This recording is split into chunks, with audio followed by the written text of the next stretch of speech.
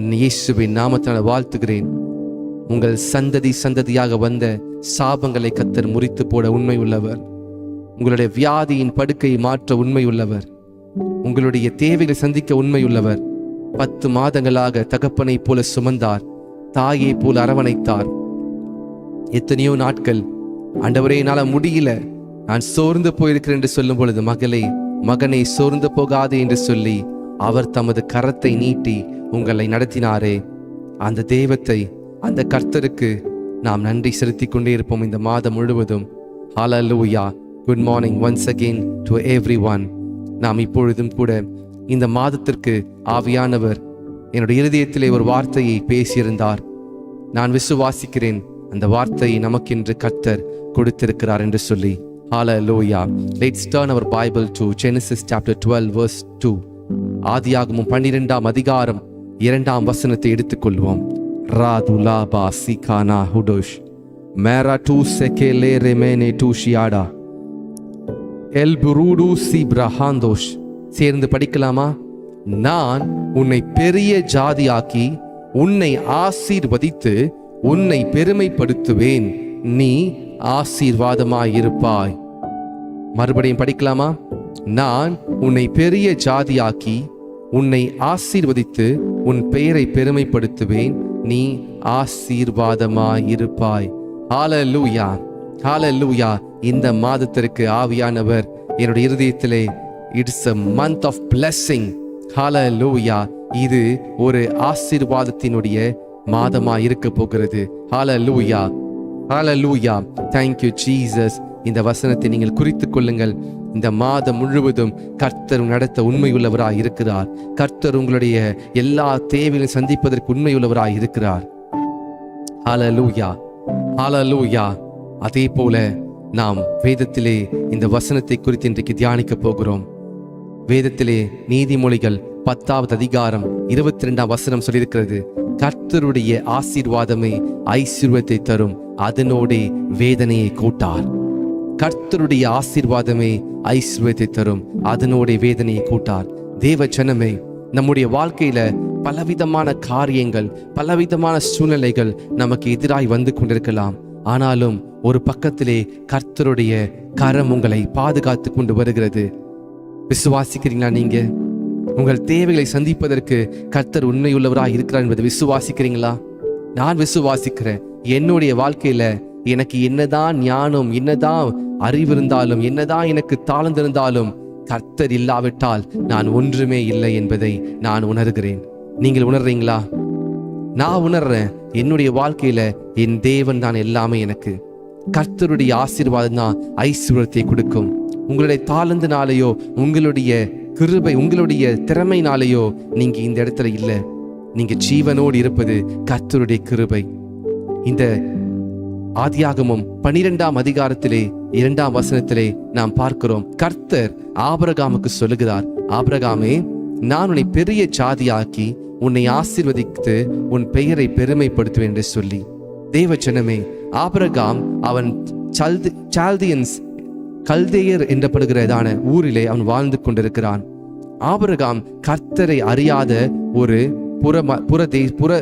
தேவனை அறியாதவன், புறஜாதியா இருந்து கொண்டிருந்தான். இந்த ஆபிரகாமை கர்த்தர் தெரிந்தெடுத்தார். இந்த ஆபிரகாமை கர்த்தர் சொல்கிறார், ஆபிரகாமே, உன் தேசத்தையும் உன் இனத்தையும் உன் ஜனத்தையும் விட்டு நான் காண்பிக்கும் தேசத்துக்கு போ. நான் உன்னை ஆசீர்வதித்து உன்னை பெரிய ஜாதியாக்கி உன் பெயரை பெருமைப்படுத்துவேன், நீ ஆசீர்வாதமாய் இருப்பாய் என்று சொல்லி கர்த்தர் ஆபிரகாமுக்கு சொல்லுகிறார்.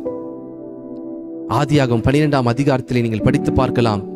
கர்த்தர் ஆபிரகாமோடு பேசுகிறார்.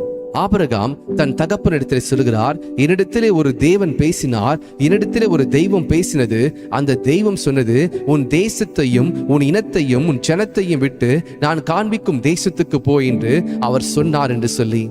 அவருடைய தகப்பன் தேராகு. ஆபிரகாமுடைய தகப்பன் ஒரு விக்கிரகத்தை செய்கிறதான ஒரு தகப்பனாய் இருந்தார். ஆபிரகாமுடைய வாழ்க்கையிலே இந்த தேவனை குறித்துதான கேள்விப்பட்டதில்லை. ஆனா இந்த தெய்வம் ஆபிரகாம் இடத்துல பேசுகிறார், ஆபிரகாமே, நீ உன் தேசத்தை விட்டு வெளியே வா, உன் இனத்தை விட்டு வெளியே வா, உன் ஜாதியை விட்டு வெளியே வா, நான் உன்னை ஆசீர்வதிப்பேன் என்று சொல்லி நான் உன்னை பெரிய ஜாதியாக்குவேன். கர்த்தர் ஆபிரகாமோடு பேசும் பொழுது ஆபிரகாமுக்கு 75 வயதா இருந்தது. ஹல்லேலூயா. ஆபிரகாம் தன்னுடைய வீட்டுல எல்லார்கிட்டையும் சொல்லிட்டு அவர் அந்த இடத்திலிருந்து அவர் கடந்து வருகிறார். அவர் கடந்து போய் கொண்டிருக்கும் பொழுது அஹாரான் என்கிறதான ஒரு தேசத்திலே வந்து அவர் நின்று விடுகிறார். கர்த்தர் சொன்னார், நான் காண்பிக்கும் தேசத்துக்கு போய் என்று சொல்கிறார். ஆனால் ஆபிரகாமோ அவர் ஹாரான் எனப்படுகிறதான இடத்திலே வந்து நின்று விடுகிறார். அங்கே ஆபிரகாமுடைய தகப்பனாகிய தேராகுவோடு கூட அங்கே அவர் வசித்து வருகிறார். இப்பொழுது கர்த்தர் ஆபிரகாமுக்கு சொன்ன காரியங்களை ஆபிரகாம் செயல்பட்டான். ஆனாலும் பாதிதான் அவர் கீழ்ப்படிந்தாரு, மிச்சம் பாதியை கீழ்ப்படியில. கர்த்தர் சொல்லியிருந்தார், நான் காண்பிக்கும் தேசத்துக்கு போ என்று சொன்னார். ஆனால் ஆபிரகாம் தனக்கு தோன்றின இடத்திலே வந்து நின்று விட்டார். அதிலிருந்து அவர் போகவே இல்லை. இந்த ஆறாம் தேசத்திலே ஆபிரகாமுடைய தகப்பனாகிய தேராகு சில காலங்களிலே மரித்து விடுகிறார். இப்பொழுது ஆபிரகாம் தனக்கு தேவன் சொன்ன காரியத்தை நினைவு கூறுகிறார். ஆண்டவர் நம்மிடத்தில் சொல்லியிருந்தாரே, கர்த்தர் நம்மிடத்தில் சொல்லியிருந்தாரே, நான் காண்பிக்கும் தேசத்துக்கு போய் என்று சொல்லி. இப்பொழுது ஆபிரகாமும் கர்த்தரும் மாத்திரம் இருக்கிறாங்க. கர்த்தர் ஆபிரகாமுக்கு சொன்ன காரியங்களை ஆபிரகாம் மறுபடியும் கீழ்ப்படுகிறார். சில நாட்களில் சில நேரங்களிலே நம்முடைய வாழ்க்கையிலும் அப்படிதான் இருக்கிறோம். கர்த்தர் சொல்வார், மகளே நீ இதை செய், மகனே இதை செய் என்று சொல்லி. ஆனால் நாம் பாதிதான் கீழ்ப்படுகிறோம், பாதிதான் விசுவாசிக்கிறோம், பாதி கீழ்ப்படுகிறதே கிடையாது. பாதி என்ன பண்றோம், நாம் செவி கொடுக்கிறதே கிடையாது. பாதி நேரத்துல கர்த்தருக்கு கீழ்ப்படிவது ஆபிரகாமை போல கல்தேயர் பட்டணத்திலிருந்து கல்தேயர் தேசத்திலிருந்து ஆரானில வந்து நின்று விடுகிறோம். ஏன் தெரியுமா? உங்கள் குடும்பத்திற்காக, உங்களுடைய வேலைக்காக, உங்க வேலையில இருக்கிற கொலீக்ஸ்க்காக, மற்றவர்களுக்காக என்ன பண்றோம்? நீங்க அந்த இடத்துல கர்த்தருடைய வார்த்தையை கீழ்ப்படியாமல் போறீங்க. இந்த ஆபிரகாமுடைய வாழ்க்கையிலும் கர்த்தர் ஆபிரகாமை ஆஸ்வதிப்பதற்கு முன்பாக ஆபிரகாம் படிப்படியாதான் அவர் சென்று கொண்டிருக்கிறார். இந்த ஆபிரகாம் ஒரு இடத்தில் நின்று விட்டு இப்பொழுது தன் தகப்பன் தேராக மரித்தவுடனே ஆபிரகாம் கர்த்தரிடத்திலே போய் நிற்கிறார். ஆபிரகாம் இடத்திலே கர்த்தர் சொல்கிறார் மறுபடியும், ஆபிரகாமே நான் உன்னை ஆஸ்வதிப்பேன், நான் உன் பெயரை பெருமைப்படுத்துவேன், நீ ஆசீர்வாதமாய் இருப்பாய், நீ எழுந்து புறப்பட்டு நான் காண்பிக்கும் தேசத்துக்கு போ என்று சொல்லி. நீங்க நன்றா பாருங்க, கர்த்தர் ஆபிரகாமிடத்திலே அவர் விசுவாசத்தையும் ஆபிரகாமிடத்திலே கீழ்ப்படிதலையும் வருவதற்கு அவர் காத்து கொண்டிருக்கிறார். தேவ ஜனமே, இன்றைக்கு அநேக நேரத்திலே நீங்களும் அப்படித்தான். கர்த்தர் சில காரியங்களை சொல்லியிருப்பார், ஆனால் அந்த காரியங்களை நீங்கள் அறக்குறையா செய்து கொண்டிருக்கலாம். கர்த்தர் சொன்னதை முழுமையாய் செய்யாமல் ஆபிரகாமை போல ஹாரானிலே வந்து நின்று கொண்டிருக்கலாம். ஆனால் சில நேரங்களிலே தேராக மரித்தது போல சில காரியங்கள் உங்கள் இருதயத்திலே அது மரிக்க வேண்டும். சில காரியங்கள், சில குணாதிசயங்கள் உங்கள் இருதயத்திலே அது மரித்து போக வேண்டும். அப்பொழுதுதான் உங்களுக்கு தெரியும் கர்த்தர் எங்க போக சொல்றார் என்று சொல்லி. இப்பொழுது ஆபிரகாம் புறப்பட்டு தன்னுடைய நெஃப்யூ எனப்படுகிறதான தன்னுடைய சொந்தக்காரரோடு, யார், லோத்துவோடு கூட அவர் பிரயாணம் பண்ணி போகிறார். இப்பொழுது ஆபிரகாம் என்ன பண்ணுகிறார்? கானானிலே வந்து நிற்கிறார். கானானிலே வந்து ஒரு கூடாரம் போடுறாங்க, லோத்துவும் ஆபிரகாமும் சேர்ந்து. கர்த்தர் சொன்னார், நான் காண்பிக்கும் தேசத்துக்கு நீ போ என்று சொன்னார். ஆனால் இப்பொழுது ஆபிரகாம் லோத்துவோடு கூட போறாங்க, பிரச்சனை இல்லை. ஆனால் திடீரென்று கானானிலே பஞ்சம் உண்டாகிறது. இந்த கானான் என்று சொல்லப்படுவது அது கர்த்தர் வைத்திருந்த ஒரு இடம். ஆனால் இந்த கானானிலே கர்த்தர் அங்க பஞ்சம் இருந்ததினாலே ஆபிரகாம் நினைத்தான், என்ன இந்த இடத்துல பஞ்சமா இருக்கிறது, பஞ்சத்துல நான் எப்படி வாழ முடியும் என்று சொல்லி ஆபிரகாம் தூரத்தில் நோக்கி பார்த்தபோது பச்சை பசையாக எகிப்து தேசம் இருந்தது. ஹல்லேலூயா! எகிப்து தேசம் இருந்தது. எகிப்திற்கு ஆபிரகாமும் லோத்துவும் கடந்து போகிறாங்க. ஆபிரகாமும் லோத்துவும் எகிப்திற்கு போகும் பொழுது ஆண்டவர் சொன்னாரான், எகிப்திற்கு போ என்று சொல்லி. கர்த்தர் சொன்னார், நான் காண்பிக்கும் தேசத்துக்கு போ என்று சொன்னார். ஆனால் ஆபிரகாம் பஞ்சத்தை பார்த்து எகிப்துக்கு போகிறான். தேவ ஜனமே, என்ன நடந்தது எகிப்திலே ஆபிரகாம் தன் மனைவியை தங்கச்சி என்று சொல்லி அவர் ஏமாத்தி விட்டார். ஆபிரகாம் சொல்கிறார், அபிமெலேக்கு ராஜாவை பார்த்து, ராஜாவே, என்னோடு இருக்கிற ஸ்திரீ என்னுடைய தங்கச்சி என்று சொல்கிறார். ஏன் தெரியுமா? ஆபிரகாம் பயந்ததினாலே. ஆபிரகாம் நினைத்தார், எகிப்திலே கர்த்தரை குறித்தான பயம் கிடையாது, இவர்கள் என்னை கொன்று போட்டு என் மனைவியை எடுத்துக் கொள்வார்கள் என்று சொல்லி ஆபிரகாம் சொல்கிறான். அவன் மனைவியை பார்த்து என் தங்கச்சி என்று சொல்லி. தேவ ஜனமே, ஆபிரகாம் தன்னுடைய வாழ்க்கையிலே எகிப்திலே ஒரு பொய்யை சொல்கிறார், தன் மனைவியை மறைக்கிறாள். கர்த்தர் சொல்லவே இல்லை நீ எகிப்திற்கு போய் என்று சொல்லி. சில நேரங்களில் நாமும் அப்படித்தான், கர்த்தர் சொல்லாத இடத்திலே போய் நாம் நிற்பதினாலே நம்முடைய வாயிலிருந்து பொய் வருகிறது. நம்முடைய வாயிலிருந்து தேவையில்லாத பொய் வந்து நம்மை பயத்திற்குள்ளாக மாற்றுகிறது. ஆபிரகாமுக்கு உயிர் மேல பயம் வந்துருச்சு, எங்க நம்மளை கொன்று போட்டு விடுவார்களோ என்று சொல்லி. கர்த்தர் நான் காண்பிக்கும் தேசத்துக்கு போய் என்று சொல்லியிருந்தாரே, ஏன் ஆபிரகாம் எகிப்திற்கு போனார் பஞ்சத்திலே? ஏன் கர்த்தரால் பஞ்ச காலத்திலே கர்த்தரால் ஆபிரகாமுக்கு உதவி செய்ய முடியாது? ஆபிரகாமுக்கு பஞ்சத்திலே கர்த்தரால் உதவி செய்ய முடியுமே. ஆனால் ஆபிரகாமும் லோத்தும் எகிப்திற்கு போனாங்க. அதனுடைய முடிவு என்ன தெரியுமா? ஆபிரகாமுக்கு ஆகார் என்று எகிப்திய ஸ்திரீயை அந்த ராஜா கொடுத்து அனுப்பினான். அந்த ராஜாவுக்கு தெரிய வருகிறது, இந்த சாரால் ஆபிரகாமுடைய தங்கச்சி கிடையாது, இந்த சாராய் ஆபிரகாமுடைய மனைவி என்று தெரிந்ததும் அவன் அழைத்து சொல்கிறான், ஆபிரகாமே, எனக்கு ஏன் இப்படி செய்தாய்? அந்த ஸ்திரீ உன் தங்கச்சி இல்ல, உன்னுடைய மனைவி என்று சொல்லி. அதற்கு ஆபிரகாம் பயந்து, ஆமாம் என் மனைவி தான், நான் பயந்தேன் என்று சொல்லி. அப்பொழுது அபிமெலேக்கு ராஜா ஆபிரகாமுக்கு ஒட்டகங்களையும் கழுதைகளையும் குதிரைகளையும் எல்லாவற்றையும் கொடுத்து, அதற்கு மேற்கொண்டு ஆகார் என்னும் சாராய்க்கு வேலை செய்கிற ஒரு வேலை செய்வதற்காக ஒரு பெண்ணையும் கொடுத்து அனுப்புகிறார். தேவஜனமே, ஆபிரகாம் எகிப்திற்கு போகாதிருந்திருந்தால் ஆபிரகாமுக்கு ஆகார் என்னப்பட்டதான ஒரு பெண் கூட வந்திருக்க மாட்டாங்க. பாருங்க, கர்த்தர் சொன்னார், நான் காண்பிக்கும் தேசத்துக்கு போ, go to the place which I show to you.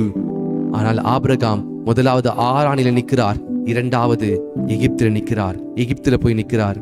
கர்த்தர் சொல்லவே இல்லையே. தேவச்சனமே, கர்த்தர் உங்களோடு பேசி கொண்டிருக்கார் அல்லவா? மகளே, நீ ஏன் இந்த இடத்திற்கு போகிற? நீ ஏன் இப்படிப்பட்ட அவிசுவாசத்துக்குள் இருக்கிற? நீ ஏன் பயந்து கொண்டிருக்கிற மனுஷனுக்காக? நீ ஏன் இப்படிப்பட்டதான காரியத்தில் போய் நின்று கொண்டிருக்கிற? நான் உனக்கு சொல்லவில்லையா, நான் உன்னை பலப்படுத்தி உன் சகாயம் செய்வேன் என்று சொல்லி? நீ பயப்படாதே, கலங்காதே, நான் உன் தேவன் என்று சொல்லவில்லையா? நீ ஏன் பஞ்சத்தை பார்த்து பயப்படுகிறாய்? பஞ்சம் சில காலம்தான் இருக்குமே.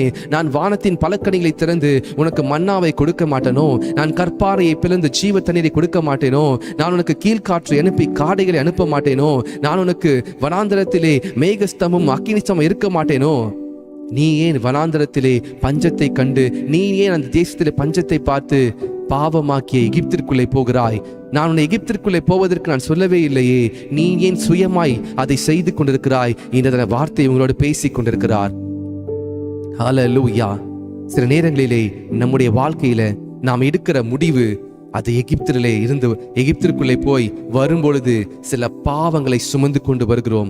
ஆபிரகாமுக்கு ஒட்டகங்களும் எல்லாம் கொடுக்கப்பட்டது, அதோடு கூட சேர்ந்து ஆகார் என்னும் அடிமை பெண்ணும் கொடுக்கப்பட்டான். இந்த ஆபிரகாமோடு கூட அடிமை பெண் வரும்பொழுது சாராய் சொல்லுகிறாங்க, ஆபிரகாமே, கர்த்தர் உனக்கு ஒரு குழந்தையை கொடுப்பேன் என்று சொன்னாரே, அந்த குழந்தை இந்த ஆகார் மூலமா உனக்கு கொடுக்கிறதுக்கு வாய்ப்பு இருக்கு. நீ இந்த ஆகாரம் என்ன பண்ண, உனக்கு மனைவியை எடுத்துக்கொண்டு எனக்கு ஒரு குழந்தையை பெற்றுக் கொடு. கர்த்தர் சொன்னாரா ஆகாரத்தை உன் குழந்தையை கொடுப்பேன் என்று சொல்லி? இல்லை, கர்த்தர் சொன்னார், நான் உன்னை பெரிய ஜாதி ஆக்குவேன்.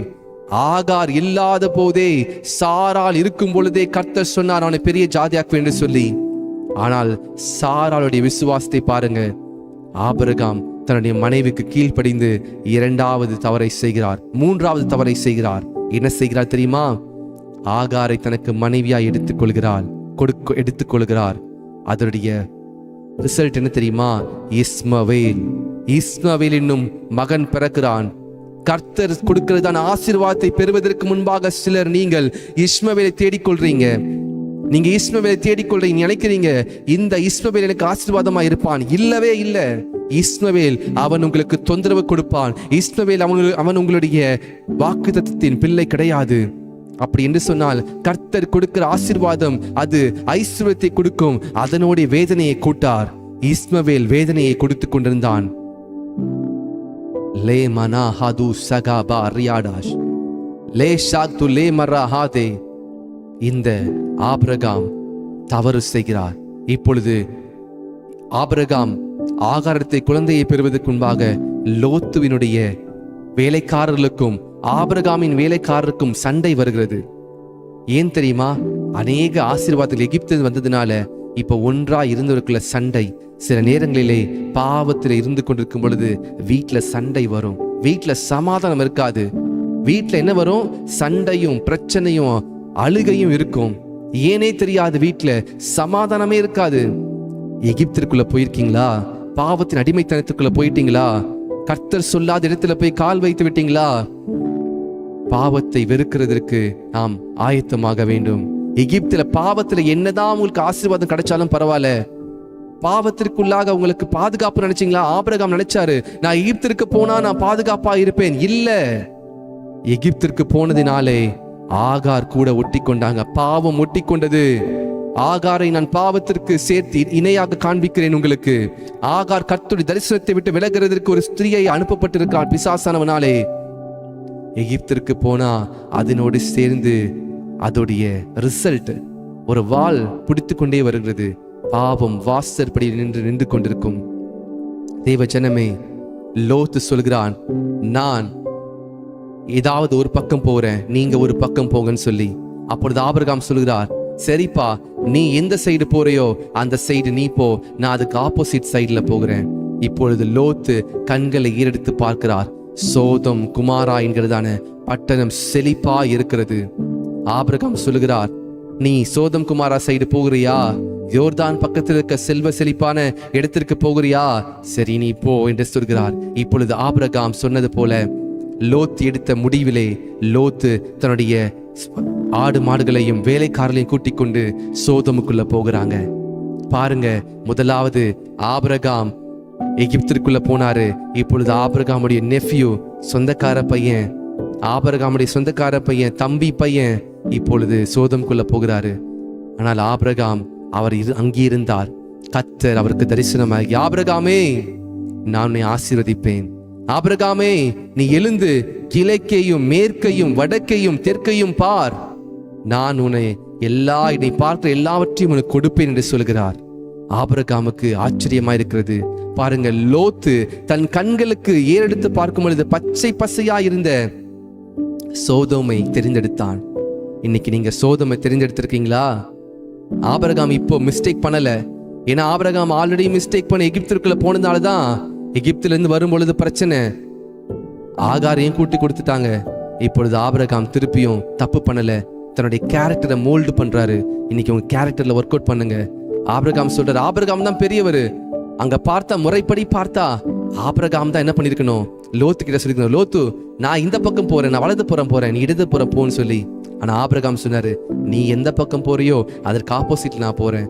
லோத்து செழிப்பை நோக்கி போனான். என்ன தெரியுமாச்சு? சோதம் குமாராவுக்கு எதிராக 5 ராஜாக்கள் படையெடுத்து வந்து சோதம் குமாராவை எரித்து எல்லா ஜனங்களையும் எடுத்துக்கொண்டு லோத்துவையும் அவன் மனைவியும் அவன் பிள்ளைகளையும் அவனுடைய உடைமைகளையும் அவனுடைய சொத்துக்களையும் எடுத்துக்கொண்டு அவர்கள் அள்ளி வாரிக்கொண்டு போனார்கள். ஒரு வேலைக்காரன் தப்பித்து ஓடி வந்து ஆபிரகாம் எடுத்து சொல்கிறார், ஐயா, உங்களுடைய சொந்தக்கார பையன், உங்க தம்பி பையனை கடத்திட்டு போயிட்டாங்க என்று சொல்லி ஆபிரகாம் 318 பேரை கூட்டிக் கொண்டு நேரா போகிறாரு. எங்க போறாரு தெரியுமா? கர்த்தரிடத்துல கேட்டுட்டு 318 பேரை, அவங்க 5 ராஜாக்கள் வந்திருக்காங்க.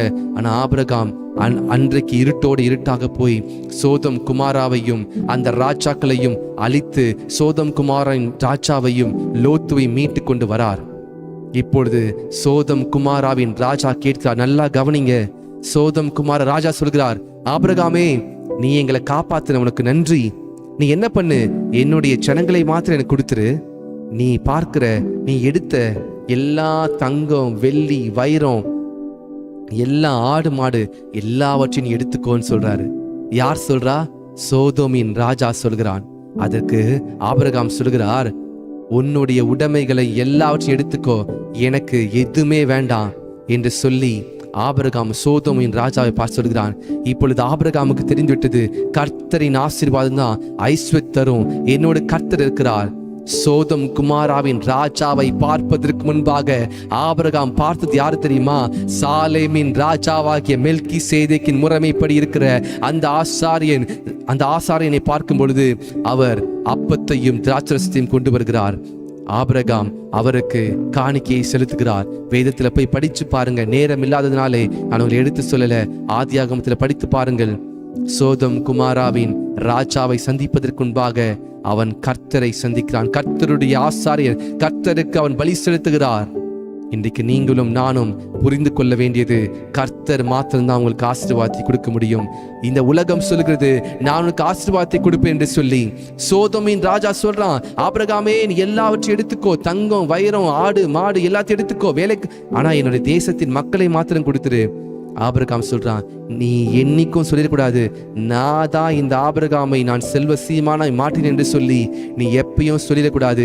நீ சொன்னாலும் சொல்லுவ, சோதம் ராஜாவே நீ எடுத்துக்கொண்டு போ, எனக்கு அதெல்லாம் தேவையில்லை, ஏன் கூட ஒருவர் இருக்கிறார், அவர் சொல்லியிருக்கிறாரு நான் உன்னை பெரிய ஜாதியாக்குவேன், நான் உன் பெயரை பெருமைப்படுத்துவேன், நீ ஆசீர்வாதமாய் இருப்பாய் என்று சொல்லி அந்த தேவன் சொல்லிட்டாரு, நான் ஆசீர்வாதமாய் இருப்பேன். இப்ப பாருங்க, லோத்து மறுபடியும் சோதம்குள்ள போயிடுறாரு. லோத்து மறுபடியும் சோதம்குள்ளே போய் அங்கே தங்கி கொண்டிருக்கிறார். லோத்துவுக்கு தெரிஞ்சதெல்லாம் ஆபிரகாமோடு கூட கர்த்தர் இருக்கிறார் என்று தெரியல. லோத்துக்கு தெரிஞ்சதெல்லாம் வசதி, செழிப்பு. மறுபடியும் லோத்து யார் தெரியுமா? சோதமுல பயங்கர ஜமீன்தார் போல இருக்கிறாரு. ஆனால் ஆபிரகாம் கர்த்தரையே நம்பி இருக்கிறார். ஆபிரகாம் கர்த்தரையே நம்பி இருக்கிறார். நீங்க சோதம்குள்ள இருந்தா சோதமிலே வர அழிவுக்கும் நீங்க ஆயத்தமா இருக்கணும். நீங்க எகிப்திற்குள்ள போனா எகிப்தில் இருக்கிறதான அந்த பாவத்திற்கு நீங்க அடிமையாக போறீங்க, ஆயத்தமா இருக்கணும். இன்னொரு பிரச்சனை வருது சோதோமிலே. சோதோமிலே கர்த்தருடைய நியாய தீர்ப்பு வருகிறது. ஆபிரகாம் வாழ்ந்து கொண்டிருக்கிறார் கானானுடைய அந்த இடத்திலே. இப்பொழுது சோதோமிலே கர்த்தருடைய நியாய தீர்ப்பு வருகிறது.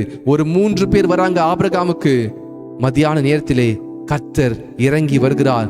தான் சோதோமை அழிக்கப் போவதை எப்படி தன்னுடைய நண்பனுக்கு மறைப்பது என்று சொல்லி, தன் சிநேகிதருக்கு எப்படி மறைப்பது என்று சொல்லி கர்த்தர் ஆபிரகாம் எடுத்து சொல்லுகிறார், நான் சோதோமை அழிக்கப் போகிறேன் என்று சொல்லி.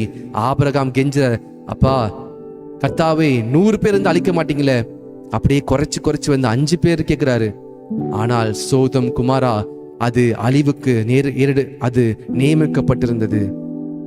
சோதம் குமாராவை ஜனங்களை காப்பாற்ற முடியல. தன் லோத்துவுக்காக பரிந்து பேசின ஆபிரகாம், அதனாலே தூதர்கள் சோதம் குமாராவுக்குள்ளே போய் லோத்துவனுடைய கையை பிடித்து மறுநாள் காலையில தர லோத்துவையும் மனைவியை இழுத்துக்கொண்டு, பிள்ளைகள் இழுத்துக்கொண்டு, நீங்க நேரா போங்க, திரும்பி பார்க்காதீங்க, திரும்பி பார்த்தா உப்பு தூணா மாறிடுவீங்கன்னு சொல்றாரு. இந்த லோத்துவும் லோத்தின் மனைவியும் ஓடுறாங்க. ஆனா லோத்து மனைவி நினைக்கிறாங்க, அச்சோச்சோ எவ்வளோ ஆடு மாடு, எத்தனை கோடி தங்கம், எவ்வளோ நகைகள் இருக்கு, இதெல்லாம் விட்டுட்டு நான் தனியா ஓடணுமா? அவங்க ஆல்ரெடி வனாந்திரத்தில் இருந்திருந்தாலே, ஆபிரகாமோடு இருந்திருந்தாலே எல்லாம் ஆசீர்வாதம் இருந்திருக்கும். என்ன பண்றாங்க? சோதமுக்குள்ளே போறாங்க. சோதம் என்று சொல்வது உலகத்தை குறிக்கிறது. சோதமுக்குள்ளே உங்களுக்கு அங்கே நன்மை இல்லை, அங்கே உங்களுக்கு அழிவு தான் இருக்கு. பாவத்திற்குள்ள உங்களுக்கு அழிவு இருக்கிறது. எச்சரிக்கை. கர்த்தருடைய ஆசீர்வாதம் ஐஸ்வர்யத்தை தரும், அதனுடைய வேதனையை கூட்டார். நான் உன்னை பெரிய ஜாதியாக்கி உன் பெயரை பெருமைப்படுத்துவேன், நீ ஆசீர்வாதமாய் இருப்பாய் என்று சொன்னது கர்த்தர். உலகத்திற்குள்ளே இல்ல, பரலோகத்திற்குள்ளே, உலகத்திற்குள்ளே இல்ல, கர்த்தருடைய பிரசன்னத்திற்குள்ளே. தேவச்சனமே, இதை நீங்க கேட்டுக்கொண்டிருக்கிறீங்களே, உணர்வடையுங்கள். உலகத்தில் இருக்கிற லோத்துவை போல சோதமை நோக்கி ஓடிக்கொண்டிருக்கிறீங்களா? பாவம் என்று தெரிந்தும், சோதம் என்று தெரிந்தும் ஏன் மறுபடியும் ஓடுகிறீங்க? Why you are running after Sodom again and again, though you know it is a sinful nation, it is kept for the destroy, it is kept for judgment. அது நியாய தீர்ப்புக்காக வைக்கப்பட்டிருக்கிறது என்று தெரிந்தும், இந்த உலகம் நியாய தீர்ப்புக்காக வைக்கப்பட்டிருக்கிறது என்று தெரிந்தும் ஏன் இருதயத்தை கடினமாக்கி பாவத்துக்குள் இருக்கிறீங்க? கர்த்தருடைய ஆசீர்வாதம் ஐஸ்வர்யத்தை கொடுக்கும். இந்த வசனத்தை மறுபடியும் படியுங்கள். லே சாக்கு ராமான் தூஷியாரா, நான் உன்னை பெரிய ஜாதியாக்கி உன்னை ஆசீர்வதித்து உன்னை பெருமைப்படுத்துவேன், நீ ஆசீர்வாதமாய் இருப்பாய். இந்த வார்த்தையை மறந்து விடாதீங்க. கர்த்தர் உங்களை ஆஸ்வதிப்பார், உலகம் உங்களை இல்ல. கர்த்தர் உலகத்தின் ஐஸ்வர்யங்களை உங்களை காலுக்கீழ வைப்பார். அப்பொழுது நீங்க உலகத்தின் ஐஸ்வர்யத்தை பார்த்து மயங்க மாட்டீங்க. ஆபிரகாம் கர்த்தரோடு கூட நிற்க ஆரம்பித்தார். ஆபிரகாம் தெரிந்துவிட்டது. ஆபிரகாமுக்கு லோத்துவின் மனைவி திரும்பி பார்க்கிறாங்க. சோதம் குமாராவை பார்த்த மறு கணம் லோத்துவின் மனைவி உப்பு தூணாய் மாறினார்கள். சில நேரங்களிலே பாவத்தை விட்டு விலகி ஓடுங்கள். பாவத்தை திரும்பி பார்க்காதீங்க. Beware, we need to run against the sin, not after the sin. Run from the sin. பாவத்தை விட்டு விலகி ஓட வேண்டும். ஏன் தெரியுமா? கர்த்தருடைய ஆசீர்வாதத்தை தடை செய்கிறது அது பாவம், சோதோமின் பாவம். சோதம் என்று சொல்வது சோதமின் பாவம் மாத்திரமல்ல, சோதம் என்று சொன்னாலே அது பாவத்திற்கு அறிகுறி. இந்த உலகம் நியாய தீர்ப்புக்காய் காத்து கொண்டிருக்கிறது. நீங்க எங்க வாழ்ந்து கொண்டிருக்கிறீங்க? பூமியில. ஆனாலும் கர்த்தருடைய சமூகத்தில் இருக்கும் பொழுது அவர் உங்களுக்கு மேகஸ்தம்பமும் அக்கினி ஸ்தம்பமா இருப்பாரே. அவர் உங்களை ஆசீர்வாதமா வைப்பாரே. ஏன் அவருக்கு நீங்கள் கீழ்ப்படிய மாட்டீங்க? ஏன் அவர் சத்தத்துக்கு செவி கொடுக்க முடியவில்லை நம்மால்? ஏனென்றால் நமக்குள்ள பயம். ஐயோ, நான் கர்த்தரை நம்பி வாழ்ந்தனா இன்னும் நான் இப்படியே இருக்க போறேனா? நான் இன்னும் இப்படியே நான் வாழ்ந்து கொண்டிருக்க போறேனா? எனக்கு மனிதனுடைய தயவு தேவை. லோத்து ஆபிரகாமை விட்டு விலகி போனான். ஆபிரகாமு கூட ஒரு ஆகார் ஒட்டி கொண்டார். இந்த ஆகார் பெற்றெடுத்தது இஸ்மவேல். இஸ்மவேல் ஈசாக்குக்கு பிரச்சனை கொடுத்து கொண்டே இருக்கிறான். இஸ்மவேல் ஈசாக்கை துன்பப்படுத்தி கொண்டே இருக்கிறான், கேலி செய்து கொண்டே இருக்கிறான். இப்பதான் சாராளுக்கு புரியுது. ஆண்டவர் அப்பவே சொன்னாரே, நான் உன்னை பெரிய ஜாதியாக்கி உன்னை ஆசீர்வதித்து உன் பெயரை பெருமைப்படுத்த சொல்லி. நம்ம தான் முட்டாள்தனமா இந்த ஆகாரை ஆபிரகாமுக்கு என் கணவருக்கு நான் கொடுத்து ஒரு இஸ்மவேலை பெற்றெடுத்தேனே. தேவஜனமே, மாம்சத்தில் பெற்றெடுத்த இஸ்மவேல் பிரச்சனையை கொண்டு வருவான். நீங்கள் செய்கிறதான மாம்சத்தில் செய்கிறதான காரியங்கள் உங்களுக்கு பிரச்சனையை கொண்டு வரும். அது ஒரு முல்லை போல குத்தி கொண்டே இருக்கும்.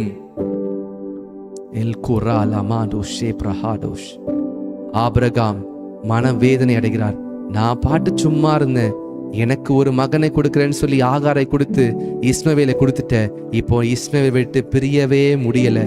சாரால் சொல்றாங்க, இந்த இஸ்மவேலை தயவு செஞ்சு அமுச்சு விட்டுருங்க. இந்த ஈசாக்கு, நம்முடைய மகனாகி ஈசாக்கு தான் நம்முடைய புத்திரன், நம்முடைய பிள்ளை. அவனுக்கு தான் இந்த எல்லா சொத்துமே போகணும், இந்த இஸ்மவேலுக்கு கிடையாது. ஆபிரகாம் நினைப்பாரு, சாரால் நான் அமைதியா இருந்தேன், இந்த இஸ்மவேலை நீதாமா கொண்டு வந்த பூமிக்கு, நான் பாட்டு இருந்தேன். சில நேரங்களிலே உங்க கூட இருக்கிறவங்க, உங்களை நீங்க நேசிக்கிறவங்க உங்களை பாவத்துல தள்ளி விட்டுருக்கலாம். தேவ ஜனமே, உங்களை அடிமைத்தனத்தில் தள்ளி விட்டுருக்கலாம். உங்களை கர்த்தரை விட்டு பிரித்திருக்கிறதுக்கான காரியத்தை கொண்டு வந்திருக்கலாம். எச்சரிக்கையாயிருங்கள். ஆபிரகாம் கஷ்டத்தோடு இந்த இஸ்மவேலை ஒரு தண்ணீர் துருத்தி சில அப்பங்களை கொடுத்து கழுதையின் மேலே ஏற்றி அனுப்பிவிடுகிறார். அல்லேலூயா. சில நேரங்களிலே இஸ்மவேலை அனுப்பிவிடுங்க உங்களிடத்திலிருந்து. ஈசாக்கு தான் வாக்குத்தத்தத்தின் பிள்ளை, ஈசாக்கு தான் ஆசீர்வாதத்தின் பிள்ளை. நீதிமொழிகள் 10:22 சொன்னது போல கர்த்தருடைய ஆசீர்வாதம் ஐஸ்வர்யத்தை கொடுக்கும், அதனோட வேதனை இருக்காது. இஸ்மவேல் வேதனையா இருந்தான். வேதத்தை படிச்சு பாருங்க, சந்தோஷமா இருக்கும். இஸ்மவேல் கிடைச்சோடனே சந்தோஷமா இருக்கும். ஒரு புதிய ஆள் பூமிக்குள்ள நமக்கு வந்ததுக்கு அப்புறம் சந்தோஷமா இருக்கும். அவன் இஸ்மவேலா ஈசாக்கான் பாருங்க. இஸ்மவேல் அவன் சாபத்திற்கு நேராக கொண்டு போய் விடுவான். ஆபிரகாமிற்கு வாக்கு பண்ணப்பட்ட விருத்த சேதனம் பண்ணப்பட்டதுக்கு அப்புறம் பிறந்த மகன் தான் யார்? ஈசாக்கு. which means a child of covenant. தேவனோடு உடன்படிக்கையில பிறந்த மகன் தான் ஈசாக்கு. கர்த்தர் சொன்னதை போல கர்த்தர் செய்தார். தேவ ஜனமே, இதை கேட்டுக்கொண்டிருக்கிற நீங்கள் எங்கிருந்து இந்த மெசேஜை கேட்டாலும் சரி, இந்த அக்டோபர் மாதம் இது ஒரு மாதம், இது ஒரு ஆசீர்வாதத்தின் மாதம், இது கர்த்தருடைய ஆசீர்வாதத்தின் மாதம். ஆனால் கர்த்தருடைய ஆசீர்வாதம் உங்களுக்கு அப்படியே ஒரு பிளேட்ல வச்சு கர்த்தர் கொடுத்துட மாட்டாரு. உங்களை கர்த்தர் ஒரு படிப்படியாய் கொண்டு போவார். படிப்படியாய் நீங்க போகணும். there is a process for everything. எல்லாவற்றுக்கும் ஒரு காலங்கள் இருக்கிறது. உங்ககிட்ட ஒரு வாட்டர் பாட்டில் தண்ணி நீங்க வச்சிருக்கீங்கன்னா, அந்த தண்ணி உங்ககிட்ட வருவதற்கு அவ்வளோ ப்ராசஸ் நடந்திருக்கும். அவ்வளோ ப்ராசஸ் நடந்தா உங்களுக்கு தண்ணி வந்திருக்கும். ஒரு தண்ணிக்கு அவ்வளோ ப்ராசஸ் இருக்குன்னா உங்க வாழ்க்கைக்கு எவ்வளவு ப்ராசஸ் இருக்கும். நீங்க போட்டிருக்க கோல்டு, அது இயரிங்கா இருக்கலாம், இல்ல செயினா இருக்கலாம். அந்த கோல்டு உங்க கையில வர்றதுக்கு அது எவ்வளோ அக்கினியில போடப்பட்டிருக்கணும். அந்த கோல்டு பலவிதமான சுத்திகரிப்புக்குள்ள போயிருக்கும். அந்த கோல்டு மினுக்கிறதுக்கு அவ்வளோ ப்ராசஸ்குள்ள போகும். இன்னைக்கு நீங்களும் நானும் ஏன் அப்படிப்பட்டதான ப்ராசஸ்குள்ள போக மாட்டோம்? ஆபிரகாமுக்கு ஒண்ணு புரிஞ்சிருச்சு, அவருடைய வழிகளை நான் புரிந்து கொள்ள முடியாது, கர்த்தர் சொல்றதை மாத்திரம் நான் செய்றேன். கர்த்தர் ஆபிரகாமை ஆஸ்வதித்தார். ஆபிரகாமுடைய ஆசீர்வாதத்தை இந்த பூமி தாங்கவே முடியல. ஆபிரகாமுடைய வித்தாக ஈசாக்கின் வித்திலிருந்து கர்த்தர் இஸ்ரவேலை உருவாக்கினார். அவர் சொன்னதை செய்கிறவர், செய்கிறதை சொல்லுகிறவர். செய்யாத ஒன்றையும் சொல்லவே மாட்டார் அவர். ஹல்லேலூயா, ஹல்லேலூயா. நீங்கள் கண்ட மேன்மைகள், நீங்கள் பெற்ற ஆசீர்வாதங்கள் எல்லாம் கர்த்தரிடத்தில் வந்தது. எப்படி பிரதர் சொல்றீங்க கர்த்தர் கொடுத்தார் என்று சொல்லி? நன்மையான எந்த வரமும் பூர்ணமான எல்லாமே கர்த்தரிடத்தில் தான் வருகிறது. உங்கள் ஜோதிகளின் பிதாவினிடத்தில் வருகிறது. கர்த்தர் நன்மையை தருகிற தேவன். அவர் தீமையால் சோதிக்க விட மாட்டார். ஹல்லேலூயா, ஹல்லேலூயா. இன்றைக்கு ஆயத்தமாங்க. பொல்லாத வழிகளை விட்டு திரும்புங்கள். பாவத்தின் வழிகளை, சோதமை விட்டு, எகிப்தை விட்டு திரும்புங்கள். கர்த்தர் உங்களை ஆசீர்வாதமா வைக்கிறதுக்கு அவர் ஆயத்தமாயிருக்கிறார். ஆபிரகாம் எடுத்த உடனே பெரிய ஆசீர்வாதமாய் மாறல. படிப்படியா தவறெல்லாம் ரெக்டிஃபை பண்ணிட்டே வந்தாரு. எங்கெல்லாம் தவறு செய்தாரோ அங்கெல்லாம் தவறை ரெக்டிஃபை பண்ணாரு. இப்பொழுது கர்த்தர் கடைசியாக சொல்லுகிறார், ஆபிரகாமே, உன் ஏக சுதனும் ஒரே ஒரு குமாரனாகிய ஈசாக்கை எனக்கு மோரியா தேசத்தில் மலையிலே போய் எனக்கு பலி செலுத்து என்று சொல்லி. இப்போ ஆபிரகாமுக்கு தெரியும், இந்த குழந்தை என்னுடைய 100 வயதுல பிறந்த குழந்தை என்னுடைய பலத்தினால பிறக்கல, கர்த்தர் எனக்கு கொடுத்தார் என்று சொல்லி. உங்க ஆசீர்வாதத்தின் மேல நம்பிக்கை வைக்க மாட்டீங்க, உங்களுடைய பலத்தின் மேல நம்பிக்கை வைக்க மாட்டீங்க. கர்த்தருக்காக எல்லாவற்றையும் கொடுப்பீங்க. ஏன் தெரியுமா? வனாந்தரத்திலே உங்களால முடியாத அப்ப கூட உங்களை நடத்தின ஒரு தேவன் இருக்கிறார் அல்லவா? அந்த கர்த்தரை நீங்க நம்புவீங்க. இப்போ உங்க இடத்துல ஆசீர்வாதம் வந்துச்சுன்னு வச்சுக்கோங்களேன், நீங்க கர்த்தரை மறந்துடுவீங்க, கர்த்தர் விட்டு தூரம் போயிருவீங்க. ஆனா ஆபிரகாமுக்கு தெரியும், இந்த ஈசாக்கை கர்த்தர் கொடுத்தார் என்று சொல்லி. தன் மனைவிக்கு கூட சொல்லாம மோரியா மலையிலே கொண்டு போய் ஈசாக்கை பலி செலுத்த துணிந்த பொழுது, ஆபிரகாமே, உன் பிள்ளையானால் கத்தியை வைக்காதே, எனக்கு இப்போ தெரியுது நீ என்னை நேசிக்கிறாய் என்று சொல்லி. கர்த்தர் சில நேரங்களிலே டெஸ்ட் எல்லாம் முடிஞ்சிச்சு நினைப்பீங்க. இல்ல, கர்த்தர் உங்களை சுத்த பொன்னாக விளங்குவதற்கு உங்களை அவர் புடமிட்டுக் கொண்டே இருப்பார். யோசேப்புடைய வாழ்க்கையிலே கர்த்தர் சொல்லிய தரிசனம் நிறைவேறும் வரைக்கும் கர்த்தருடைய வசனம் புடமிட்டது. சங்கீதம் 55 அதிகாரத்தில் படித்து பாருங்க. கர்த்தருடைய வார்த்தை யோசேப்பை புடமிட்டது, ஆபிரகாமை புடமிட்டது. இன்னைக்கு உங்களையும் புடமிடும். தேவச்சனமே, இந்த வார்த்தையை கொண்டு கர்த்தர் என்னோடு பேசுறாங்க பிரதர். இந்த அக்டோபர் மாதம் நான் ஆசீர்வாதத்தின் மாதமாக கர்த்தர் எனக்கு சொல்லியிருக்கிறார் பிரதர் என்று சொல்லி யாராவது சொல்றீங்கன்னா காமெண்ட்ல தெரியப்படுத்துங்க. கர்த்தர் என்கிட்ட பேசுறாரு. கர்த்தர் என்னுடைய வாழ்க்கையில இருக்க சோதமையும் எகிப்தையும் கர்த்தர் என்னை விட்டு விலக சொல்றாரு. சாது லாமா ஹிலாஷே மா சஃபீலா ஹாடோஷ். நீங்க ஏன் சுயமாக நீங்க முடிவெடுத்து கொண்டிருக்கிறீங்க? சோதமுக்கு ஏன் நீங்க போறீங்க? எகிப்துக்கு ஏன் நீங்க போறீங்க? கர்த்தர் உங்களுக்கு பாலும் தேனும் ஓடுகிற கானானை வைத்திருக்கிறார். கர்த்தர் உங்களுக்கு பரலோக கானானை உங்களுக்காக வைத்திருக்கிறார். ரேகா லபாசியாரா மா ரோட்டோ பா சம்துலாசி கேயாஷ் மான் பாஹிலேஷே எஸ்கே லேட்டோ மாந்து லஹாசியாடா ராதி லேமெனா ஹந்தோ ரோஷ். ஹல்லேலூயா. அநேகரோட கர்த்தர் பேசியிருக்கிறார். அநேகரோட ஆவியானவர் பேசியிருக்கிறார். ஏன் நீங்க லோத்துவை போல பச்சை பசியான இருக்கிற இடத்துக்கு போய் கொண்டிருக்கிறீங்க? கர்த்தர் சொல்லவில்லையா நான் உன்னை பெரிய சாதி ஆக்குவேன் என்று சொல்லி? நான் உன்னை ஆஸ்வதிப்பேன் சொல்லவில்லையா?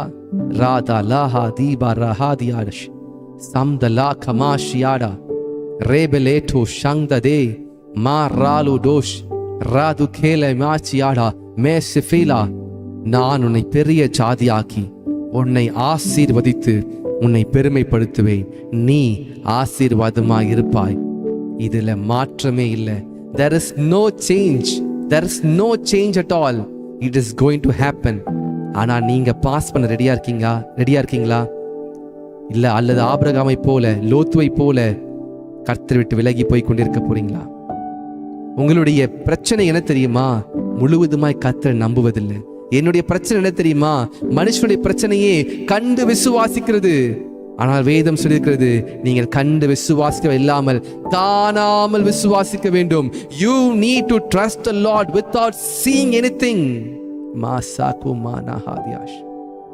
Without seeing. விசுவாசத்தினாலே பாருங்க. ஏன் விசுவாசிக்காம பாக்குறீங்க தெரியுமா? ஏன்னா உங்களுக்கு ஒரு விஷயம் அப்பயே தெரியும். உங்களுக்கு செல்வ செழிப்பா இருக்கணும்.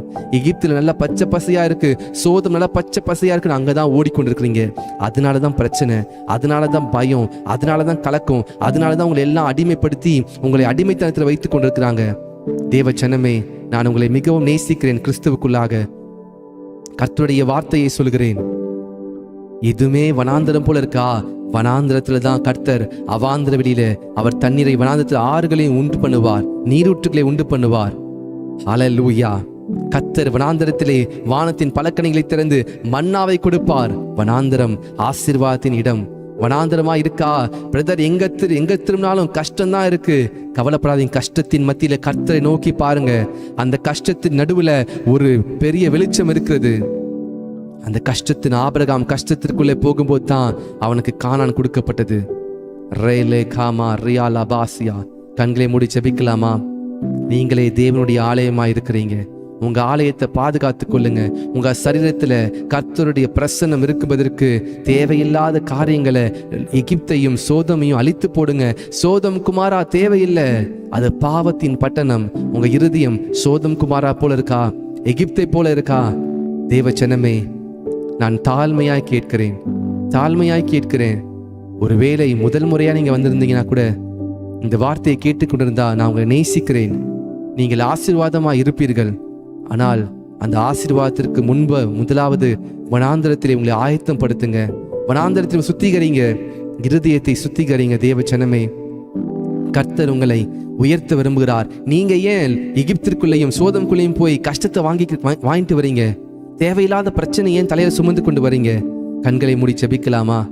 ஆண்டவரிடத்தில் சொல்லுங்க, கர்த்தாவே, நான் ஆபிரகாமை போல எகிப்திற்கும் லோத்துவை போல சோதமுக்கும் நான் போயிட்டு கஷ்டப்பட்டு கொண்டிருக்கிறேன். நான் இன்றைக்கு எகிப்தை விட்டும் சோதமை விட்டும் நான் வெளியே வர ஆண்டவரே. நீர் என்ன சொல்லியிருக்கிறீங்க, உன்னை பெரிய சாதி ஆக்குவேன், நீ ஆசீர்வாதமா இருப்பா, உன் பேரை பெருமைப்படுத்துவேன், நான் உன்னை ஆசீர்வதிப்பேன்னு சொல்லியிருக்கிறீங்க ஆண்டவரே. நான் அதெல்லாம் மறந்துட்டேன். என்னுடைய சுய முயற்சியில் நான் ஓடிக்கொண்டிருக்கேன். என் சுய பலத்தில் சார்ந்து இருக்கிறேன். நீங்க சொல்லியிருக்கிறீங்களே, உன் சுய முயற்சி புத்தியின் மேல் சாராமல் உன் முழு இருதயத்தை நம்பிக்கையாக சொல்லியிருக்கிறீங்க ஆண்டவரே. நான் நம்பிக்கையா இல்லை இது வரைக்கும், இனிமே நம்பிக்கையா இருக்கிறேன். எனக்கு கிருபை செய்யுங்க. கேளுங்க, அப்பா உங்களுக்கு உதவி செய்வார். கர்த்தர் உதவி செய்வார். ஆவியானவர் உதவி செய்வார். தன் பாவங்களை மறைக்கிறவன் வாழ்வடைய மாட்டான். அவைகளை அறிக்கை செய்து விட்டு இரக்கம் பெறுவான்.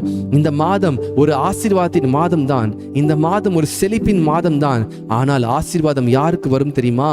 அது ஆவிக்குரிய ஆசீர்வாதமா இருக்கலாம், அல்லது இந்த பூமிக்குரிய ஆசீர்வாதமா இருக்கலாம். அது யாருக்கு வரும் தெரியுமா?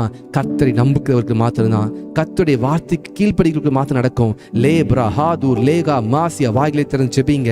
ஒரு 2 நிமிஷம் ஜெபிங்க. சாபு ஷேகே தே மாஷி வீலியா எஸ் கரோஷ் Zamtule Radula Hize Mashakula Basiada Lebruda Samahilesh Escota Rudo Pase Melbroshi Karamadia Eliado Merutosh Magdoze Elbroziala Meshkofila Hantosh. ஆண்டவரே, நீர் எங்களோடு பேசியிருக்கிறீங்க. நீங்க சொன்னதை செய்கிற தேவன். ஆண்டவரே, செய்வதை சொல்லுகிற தேவன். வாக்கு பண்ணினவர், வாக்கு மாறாதவர். வானம் பூமி ஒளிந்து போனாலும் வார்த்தைகள் ஒளிந்து போவதில்லை. ஆண்டவரே, இந்த ஊழியத்திலே, இந்த ஸ்பிரிட் ரெவலேஷன் எம்பசி, இந்த ஊழியத்திற்கீழே வந்திருக்கிற ஒவ்வொரு தாய் தகப்பன், ஒவ்வொரு சகோதர சகோதரி, ஒவ்வொரு தம்பி தங்கச்சிகள், ஒவ்வொரு அண்ணனுக்கா செபிக்கிறேன், அக்காக்கா செபிக்கிறேன். எல் கரோட்டோ பா சீப்லா ஹன்ஸல ஹஸே மா சாஃபா ஹிலாஷ். லார்ட் ஜீசஸ், நீர் ஆண்டவரை இவர்கள் நேசிக்கிறீங்க. இந்த வார்த்தையை கொடுத்திருக்கிறீங்க. நாங்கள் ஆயத்தமாகி காத்திருக்க உதவி செய்யுங்க. சோதோமையும் எகிப்தையும் அழித்து போடுகிறோம் எங்கள் இருதயத்திலிருந்து. பரிசுத்தமாக நாங்கள் பாதுகாத்துக் கொள்ள. சில நேரங்களிலே நாங்கள் வனாந்தரத்தில் தனிமையா இருப்பதை போல இருக்கும். இல்லை, வனாந்தரத்தில் நீங்க இருக்கிறீங்க என்பதை நாங்கள் புரிந்து கொள்ள, ஒரு மேகஸ்தம்பம், ஒரு அக்கினி ஸ்தம்பம் இருக்கிறது என்பதை புரிந்து கொள்ள உதவி செய்யுங்க. கண்டு விசுவாசிகளா இராமல் காணாமல் விசுவாசிகளாக இருக்க உதவி செய்யுங்க. Not by sight but by the faith. லேரா நூமா ஷாங்தா தேயா. ஆசீர்வதிங்கப்பா, உம்முடைய பிள்ளைகளை ஆசீர்வதிங்க. இருக்கிற இடத்திலே இந்த வார்த்தையை கேட்டுக்கொண்டிருந்த இந்த அக்டோபர் 1ஆம் தேதி, இந்த 10வது மாதத்திலே நீர் ஆண்டவரை ஆசீர்வாதமா இருப்பேன்னு சொல்லியிருக்கிறீங்களே. இது ஒரு ஆசீர்வாதத்தின் மாதம். ஆவிக்குரிய ஆசீர்வாதம், உலகத்திற்குரிய ஆசீர்வாதம் எல்லாவற்றையும் கொடுக்க போறீங்க ஆண்டவரே. கற்பத்தின் கனியை கொடுக்க போறீங்க ஆண்டவரே. வேலைகளை கொடுக்க போறீங்க, சம்பளங்களை உயர்த்த போறீங்க. அதற்கு முன்பாக எங்களை நீர் ஆயத்தப்படுத்த போறீங்கப்பா. ஆசீர்வதிங்க. பெரிய தேவன், பெரிய காரணம் செய்யுங்க. துதி கன மகிமை எல்லாம் ஒருவருக்கு மாத்திரம் செலுத்துகிறேன். ஒவ்வொரு சகோதர சகோதரிகளையும் ஆசீர்வதிக்கிற இந்த மாதத்திலே, இந்த ஊழியத்திலே வந்திருக்கிற, இந்த ஊழியத்திலே பங்காளராக இருக்கிற, இந்த ஊழியத்திற்காக செபிக்கிற, இந்த ஊழியத்தை மிகவும் நேசிக்கிற, ஒவ்வொரு நாளும் வசனத்தை மனப்பாடம் செய்து ஆண்டவரே பயங்கர டெடிகேஷனாக இருக்கிற அந்த ஜனங்களை, அந்த பிள்ளைகளை ஆசீர்வதிங்கப்பா. கணவன் மனைவி ஆசீர்வதிங்க. இந்த ஊழியத்தில் வருகிற ஒவ்வொருவரையும் நீர் ஆசீர்வதிப்பதற்காக நன்றி. உண்மையாய் உம்மை நோக்கி பார்க்கிறவர்களை நீர் கைவிடுகிறதில்லை ஆண்டவரே. ஆசீர்வதிங்க இயேசுவின் நாமத்தில் பிதாவே. ஆமேன், ஆமேன், ஆமேன். நாம் சேர்ந்து சொல்லுவோமா? என் ஆத்துமாவை கர்த்தரையே ஸ்தோத்திரி, என் முழு உள்ளமே கர்த்தருடைய பரிசுத்த நாமத்தையே ஸ்தோத்திரி. என் ஆத்துமாவை கர்த்தரையே ஸ்தோத்திரி, கர்த்தர் செய்த சகல உபகாரங்களை மறவாதே. ஆமேன், ஆமேன், ஆமேன். பரமண்டலத்தின் நல்ல பிதாவே, உம்முடைய நாமம் பரிசுத்த